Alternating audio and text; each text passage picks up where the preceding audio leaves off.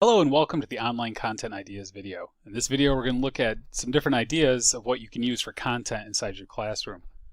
First up is the traditional PowerPoint presentation. In this you upload a PowerPoint and using some voice recording software such as what I'm using right now, you can go ahead and narrate over your PowerPoint.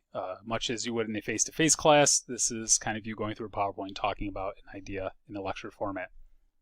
Keeping with that, there is the text with images. In this case, we create a new file, upload an image, and then we use text to kind of supplement that image. Again, expanding about a more traditional style of content in which you're kind of giving a lecture type situation. Something else you may utilize in your face-to-face class you can pull into an online class is infographics. Tons of infographics out there. They are wonderful at taking a big picture idea and breaking it down into small pictures, quite literally. And infographics are real easy to insert. It's just inserting the image. Wonderful tool to utilize in your class. Also, we can go ahead and we can use things like I did here, like Google Scholar, where we can go out, find articles that are online and directly embed them right into our D2L shell. This allows your students to go and instead of trying to find an article, or maybe you want them to, but in this case, this allows them to, you found the article and they can search it directly for keywords, phrases, things they may be looking for, and again, we can embed that directly into your D2L shell from Google Scholar.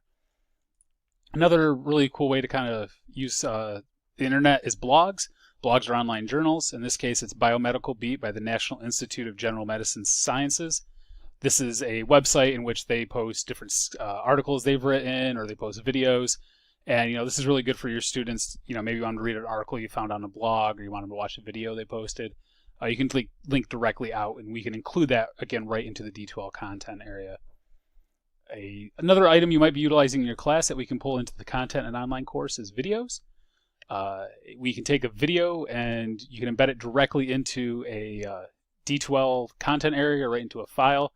So we can put text all around the video, maybe again asking questions, and then we can actually have them watch the video. Maybe record yourself doing something that you normally would do in class, like a demonstration or something, and then we can embed that video directly into your content. Kind of in the same idea is animations. So we're taking something that maybe we can't see or a kind of large-scale idea, and then we're finding videos that help animate that process. In this case, it's epilepsy. So this video would go through the steps, what is epilepsy? How does it affect us? What is it actually doing? And using really neat animations and 3D software, it kind of gives us this picture for our students to help kind of hit home what it is. Another format to use is audio. So here at Hack, we are proud contributors to iTunes U.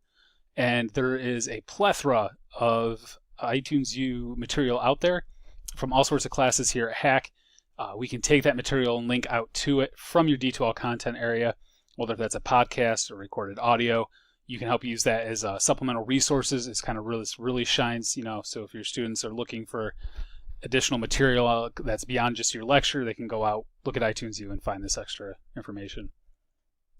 Websites are another, again, kind of touching back on this.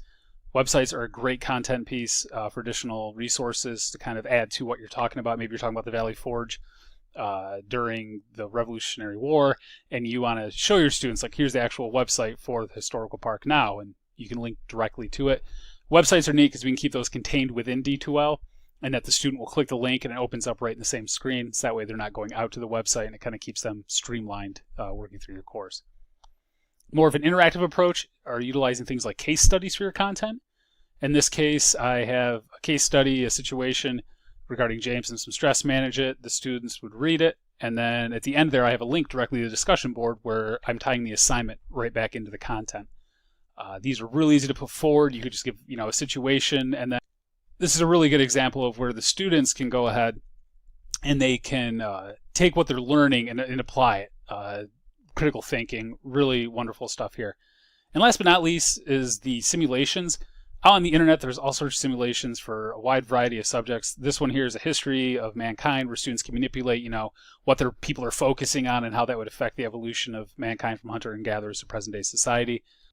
Simulations are great in that we can take them and we can link to them directly within D2L content. And this is, again, much like case studies, a great way for your students to take what they're learning and apply it and see kind of the results and where it goes. So this is, again, just 11 different ways that we can utilize the internet and what's available out there to create really engaging and diverse content in your course.